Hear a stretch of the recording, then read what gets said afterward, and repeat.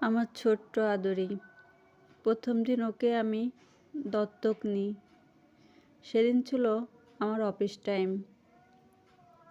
তো আদরিকে তখন আমি কি খেতে দেব, আমি যে খাবারটা খাচ্ছিলাম ওই খাবারটাই ওকে মাখিয়ে খেতে দিলাম। একটু মাছের পরিমাণটা বেশি দিয়েছিলাম। ও ছোট বিধায় খাবারগুলো সম্পূর্ণ শেষ করতে পারেনি। সে আস্তে আস্তে খাওয়া শিখতেছে, এই সময় তাকে আমি নিয়েছিলাম।